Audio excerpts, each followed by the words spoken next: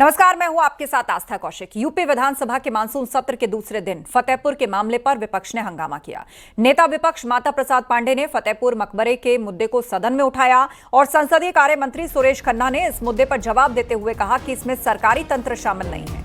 कल ही 10 नामजद और 150 अज्ञात लोगों के खिलाफ केस दर्ज किया जा चुका है, लेकिन विपक्ष ने चर्चा की मांग करते हुए हंगामा जारी रखा।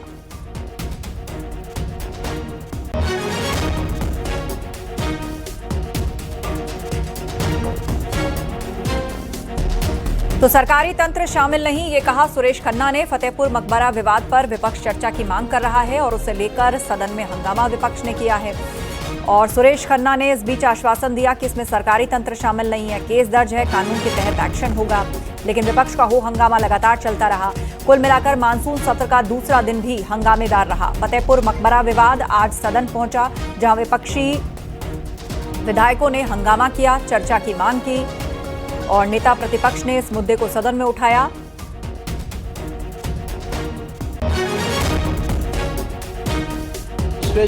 चर्चा से भागना चाहे तो भाग सकती है। मेरा आपसे अनुरोध है, जैसे पहले का। यस, श्री अरमान खान साहब हैं, प्लीज बताइए, पूछिए। माननीय अध्यक्ष एवं सदन में उपस्थित मजदूरों की 350 या 400 रुपया करने पर विचार करेगी। माननीय मंत्री जी, ये गवर्नमेंट ऑफ इंडिया की योजना उनको द्वारा तय किया जाता है, स्टेट गवर्नमेंट। लेकिन मानवर देश के अन्य प्रदेशों की जो स्थिति है, उत्तर प्रदेश फतेहपुर में एक मकबरा था।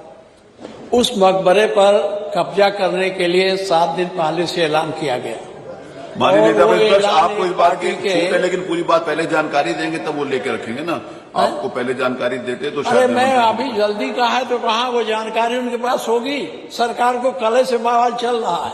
मैंने खुद पूछा था गृह सचिव से, उन्होंने बताया साहब वो एक संगठित ढंग से एक पार्टी के नेता ने ऐलान किया कि यह मकबरा हिंदुओं का है, हम इस पर कब्जा करेंगे।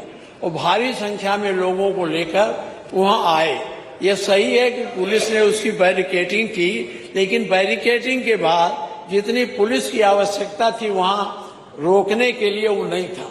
ये लोग आए और हल्ला करते हुए पुलिस को धक्का मुक्की देके उसमें घुस गए और तोड़ फोड़ किया। इससे सांप्रदायिक सौहार्द बिगाड़ने की कोशिश भारतीय जनता पार्टी की सरकार कर रही है। ये नहीं चाहती है कि उत्तर प्रदेश में शांति व्यवस्था बनी रहे। ये केवल यही नहीं, मेरे यहाँ एक 2.0 हेक्टेयर में छोटा सा मजार था और आपके नेता ने जबरदस्ती उसको उजड़वा दिया। तो ये एक परिपाटी चल गई है कि मुस्लिम मदरसों को तोड़ो, मुस्लिम मकबरों को तोड़ो, जिससे सांप्रदायिक सद्भाव बिगड़े और एक पक्षीय राजनीति इनकी चल सके। इसलिए मानवन मैंने इस पर आपके माध्यम से सदन का ध्यान आकृष्ट किया। सरकार के पास कोई बयान हो तो बतावें क्या हो रहा वहां। और कोई सरकारी तंत्र का किसी प्रकार से इन्वॉल्वमेंट नहीं है। हम इस बात का पूरी तरीके से खंडन करते हैं। मान अरे सुनिए ना, सुनिए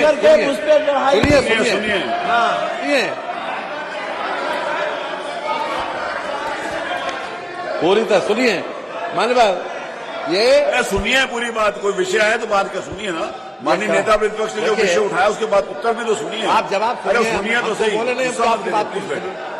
पूरी जाकर कोई विषय है तो आनंद जी बताइए। इसमें क्राइम नंबर 300। अरे सुनिए तो पूरी बात। आपने विषय उठाया तो उत्तर भी तो सुनिए, सरकार का पक्ष भी तो सुनिए। Crime number 319।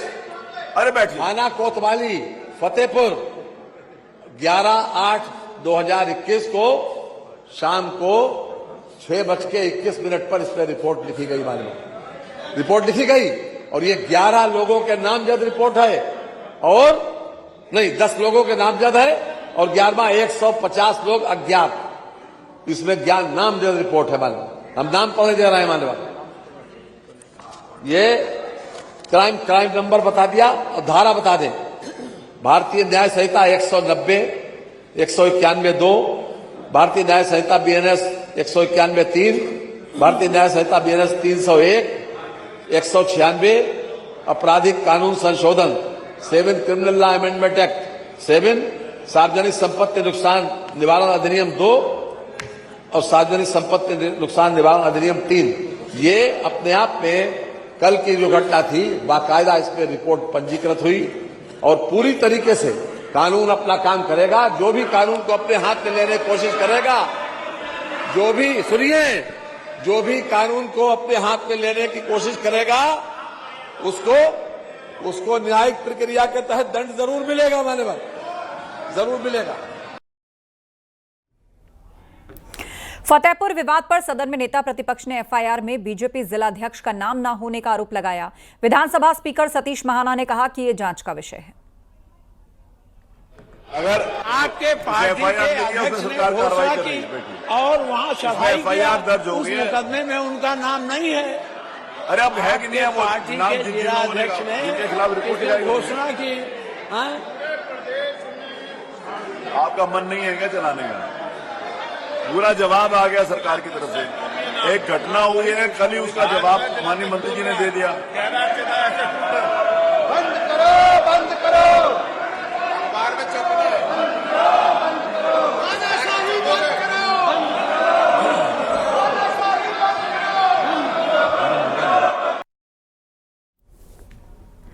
सदन में फतेहपुर मकबरे के मुद्दों को लेकर सवाल जवाब के बीच विपक्षी सदस्यों ने हंगामा खड़ा कर दिया, जिसमें विधानसभा अध्यक्ष को हस्तक्षेप करना पड़ा।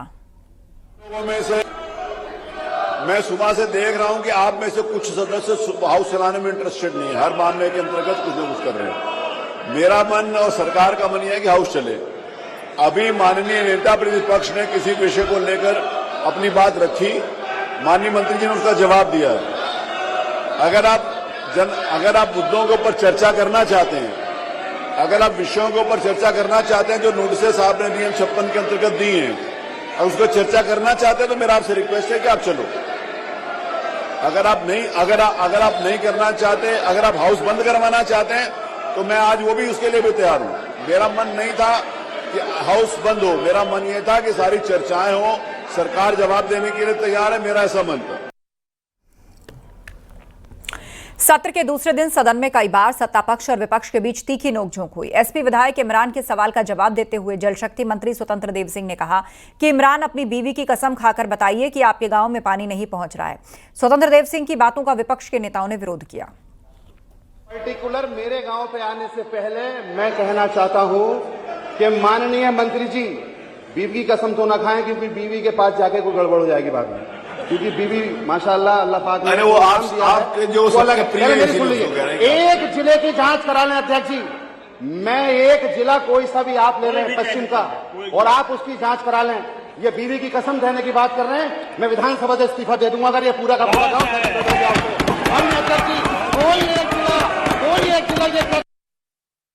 गाँव का पुनर्स्थापना कीजिए। 21 दिसंबर 2025 तक पूरा कर दीजिए। मैं इरफान से कहना चाहता हूं कि अपनी बीवी की कसम खाकर खाओ कि मेरे गांव में पानी नहीं पहुंचता है। आपके गांव में पानी नहीं पहुंचता, अपनी बीवी की कसम खाकर बोल दीजिए। पार्षद छात्री आप बोलिए, अभी अपनी बीवी का कसम खाकर बता दीजिए मेरे गांव में पानी नहीं। उसकी तो जल्दी खा लेगा। मैं गारंटी से करूं, आज ही रिजाइन कर दूंगा यदि इनके गांव में पानी नहीं पहुंच रहा होगा तो। मैं गारंटी से कर रहा हूं, मैं गारंटी से कर रहा हूं। बता दें इरफान भाई पानी नहीं पहुंच रहा है। माननीय अध्यक्ष जी, ये छोटी मोटी योजना नहीं है। एक मिनट, ये सभी घरों तक पानी पहुंचाना है, ये छोटी मोटी योजना नहीं है। गांव में ट्रैक्टर ट्राली चलते हैं, नल तोड़ा जाता है, टोटी लगी टोटी तोड़ लेते हैं लोग। ये छोटी मोटी योजना नहीं है महाराज जी, ये अध्यक्ष जी एक काम। और मैं विश्वास के साथ कहता हूं, यदि कंपनी काम नहीं करेगी तो कंपनी जेल जाएगी। माननीय योगी सरकार है। इससे पहले विपक्ष की ओर से पूछे सवालों का जवाब देते हुए बेसिक शिक्षा राज्य मंत्री संदीप सिंह ने सदन में कहा कि सरकार किसी सरकारी स्कूल को बंद नहीं कर रही। स्कूलों के मर्जर पर विपक्ष राजनीति कर रहा है, यह आरोप लगाया गया।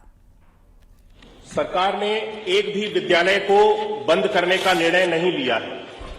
कोई भी विद्यालय जो बेसिक शिक्षा विभाग के अंतर्गत परिषदीय विद्यालय है, उसको बंद नहीं किया जाएगा। और विद्यालय को जो यूडाइस कोड भी दिया जाता है, वो यूडाइस कोड भी यथावत रहेगा और वो विद्यालय सुचारू रूप से जिस तरह से पहले बेसिक शिक्षा विभाग के अंतर्गत चल रहा था उसी तरह से चलता रहेगा। इसमें बदलाव ये किया गया है, जितने भी हमारे भवन मर्जर के बाद में जो 1 किलोमीटर की अवधि के अंदर थे, 50 बच्चों से कम की संख्या थी, केवल 1 किलोमीटर की अवधि के अंदर अगर 2 या 3 विद्यालय संचालित हैं और 50 बच्चे से कम है उन विद्यालयों में, उन विद्यालयों को मर्ज करके एक विद्यालय बना दिया गया, जिससे सबसे ज्यादा अधिक संसाधनों वाला विद्यालय को चलाया जाए और 1 किलोमीटर की अवधि के अंदर जिसमें किसी भी बच्चे को पहुंचने में कोई कठिनाई नहीं होगी उस विद्यालय को संचालित किया जाएगा।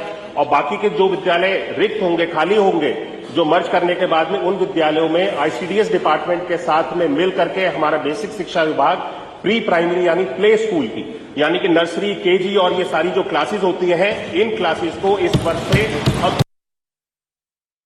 इस मर्जर की प्रक्रिया को पूरी तरह से राजनीतिकरण कर दिया गया और आमजन को भ्रमित करने का प्रयास जितने भी हमारे विपक्षी हैं सभी लोगों ने करने का प्रयास किया कि सरकार स्कूलों को बंद करने जा रही है, सरकार के पास शिक्षकों की अभाव है, सरकार बच्चों को अच्छे से पठन पाठन का कार्य नहीं देना चाहती है, इस तरह के आरोप लगाए गए। मैं इन सारी चीजों के ऊपर बताना चाहता हूं कि ये सरकार, उत्तर प्रदेश की सरकार बेसिक शिक्षा विभाग के अंतर्गत बच्चों के पठन पाठन के लिए हमने जितने कार्य किए हैं 2017 से लेकर के 2025 तक, मुझे नहीं लगता कि किसी भी सरकार के अंतर्गत बेसिक शिक्षा विभाग के अंतर्गत इतने कार्य किए गए हैं। मूलभूत सुविधाओं को हमने पहुंचाने का कार्य किया, 19 डिफरेंट पैरामीटर्स पे हम सब लोगों ने कार्य करने का काम हम सब लोगों ने प्रारंभ किया। यूपी विधानसभा के मानसून सत्र में यूपी के विजन डॉक्यूमेंट पर 24 घंटे लगातार चर्चा होने वाली है। सरकार के इस प्रस्ताव का समाजवादी पार्टी ने विरोध किया। शिवपाल यादव ने कहा कि ये कुछ नहीं करें, अपने पूर्वजों से ही सीख लें। विजन 2047 लाना चाह रहे हैं तो ये करेंगे तो कुछ नहीं ये लोग, और ये अपने पूर्वजों से ही सीख ले लें। अगर वर्तमान अच्छा हो तो अपने आप भविष्य अच्छा हो जाएगा, लेकिन इनको कुछ नहीं करना है। फतेहपुर में मकबरे में हंगामा करने के आरोप में पुलिस ने 10 नामजद और करीब 150 अज्ञात लोगों के खिलाफ केस दर्ज कर लिया। माहौल खराब ना हो इसके लिए एहतियात के तौर पर बड़ी तादाद में पुलिस की तैनाती की गई। आपको बता दें, कल हिंदू संगठनों के लोग ईदगाह में बने मकबरे पर पहुंच गए और उसे मंदिर बताकर हंगामा शुरू कर दिया। आरोप के मुताबिक कुछ लोगों ने मकबरे की छत पर चढ़कर भगवा झंडा लगा दिया और मकबरे के भीतर पूजा पाठ किया।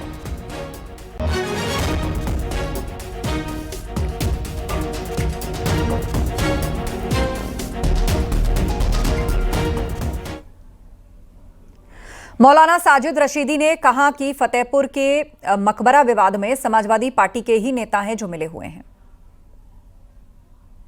अगर अचानक ये हमला होता तो समझ लिया जाता, इसकी तो काल थी पहले से। इसलिए ये जानबूझकर किया गया सारा कुछ खेल है। मैं नहीं समझता इसके पीछे क्या है, लेकिन कहीं ना कहीं मुसलमानों को नीचा दिखाने के लिए सब कुछ किया जा रहा है। और बड़ी हैरत और अफसोस की बात यह है कि इसमें समाजवादी के लोग शामिल थे। ये बड़ी हैरत की बात है, आपको भी सुनकर अचंभा होगा। मेरे पास उसके एविडेंस हैं, मेरे पास उसकी वीडियोस, फोटोज़ हैं, मैं आपको सेंड करूंगा, देखिएगा। वो समाजवादी जो मुसलमानों के लिए दम भरती है, जो मुसलमान होने का दावा, मुसलमानों के अपनापन का दिखावा करती है, वही समाजवादी के लोग किस तरह से मुसलमानों को गालियां और मकबरे को खंडित करने का काम कर रहे हैं, ये तमाम मुसलमानों को सोचना और समझना पड़ेगा। फतेहपुर से खबर है, मकबरा विवाद से जुड़ी हुई अहम खबर। मकबरा तोड़फोड़ में शामिल था एसपी नेता पप्पू सिंह चौहान और पप्पू सिंह चौहान पर दर्ज हो गई है अब एफआईआर, जिसके बाद पार्टी ने लिया है संज्ञान और पप्पू सिंह चौहान को पार्टी से निष्कासित कर दिया है। मकबरा विवाद में पप्पू सिंह चौहान पर एफआईआर दर्ज हुई है, जो सपा नेता बताया जा रहा है। हालांकि पार्टी ने इस घटना के बाद पप्पू सिंह चौहान पर एक्शन लेकर उसे पार्टी से निष्कासित कर दिया है। मकबरा तोड़फोड़ में शामिल था पप्पू सिंह चौहान, जिस पर एफआईआर दर्ज हो गई है और फिर समाजवादी पार्टी ने उस पर एक्शन लेते हुए उसे पार्टी से निष्कासित कर दिया। एसपी से निष्कासित पप्पू सिंह का बयान, एसपी में एक ही वर्ग का बोलबाला। किसी हिंदू को आगे नहीं बढ़ने देते। फतेहपुर हंगामे में आरोप है पप्पू सिंह चौहान समाजवादी पार्टी से निष्कासित किया जा चुका है।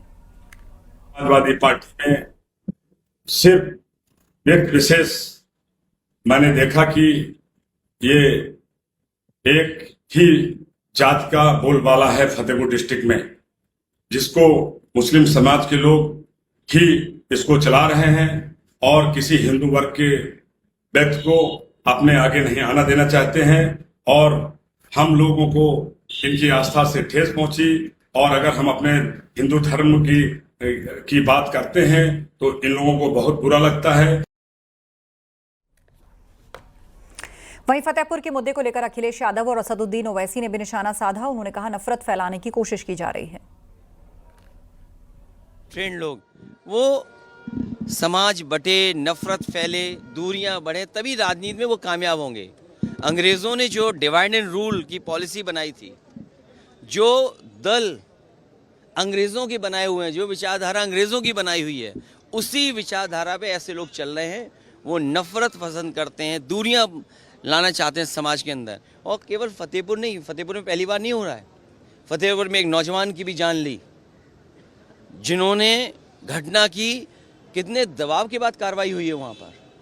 इससे पहले भी कि नक्शा पास नहीं है या कोई इलीगल कंस्ट्रक्शन हो गया है, उस पर एक मस्जिद गिरा दी गई, हेरिटेज मस्जिद। तो ये सरकार का काम करने का तरीका है।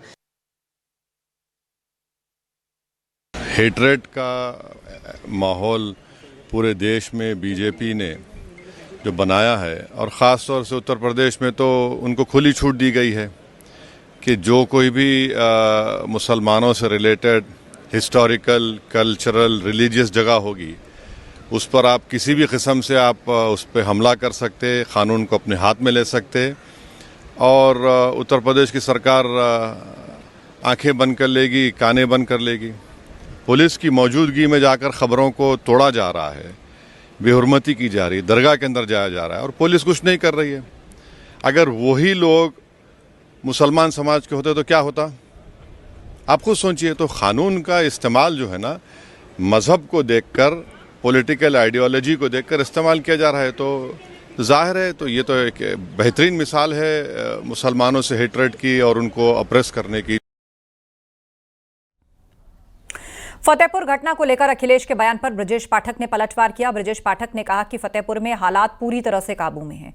उन्होंने समाजवादी पार्टी पर समाज को बांटने का आरोप लगाया। ब्रजेश पाठक ने कहा कि अखिलेश यादव वोट बैंक की राजनीति के लिए यूपी का माहौल खराब करने की कोशिश कर रहे हैं।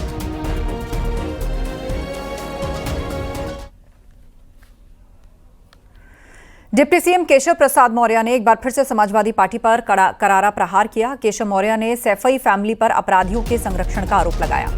एक्स पर पोस्ट में उन्होंने लिखा कि गुंडे, माफिया और दंगाई सबके सब सैफई परिवार के भाई।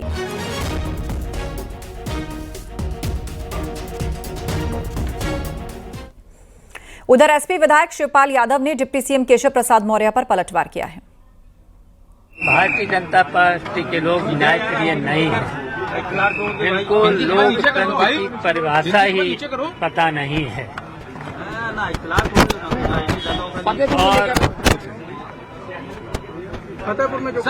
और इन्हें तो बोलना है, कुछ भी बोलेंगे।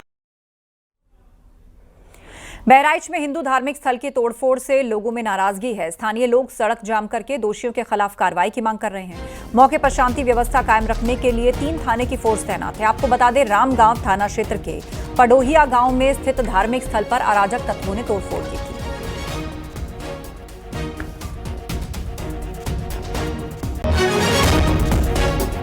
हम इस वक्त पड़ोहिया में हैं और उसी गांव में है जहां पे कल हिंदू धार्मिक स्तर पे तोड़फोड़ हुई थी। यही वो स्थान है, मेरे पीछे आप देखिए, यही वो स्थान है जहां पे कल अराजक तत्वों ने तोड़फोड़ की थी। उसके बाद हिंदू धर्म के लोग ने कहा था कि ये गलत हुआ है और हमारी भावनाओं को आहत करने की कोशिश की गई है।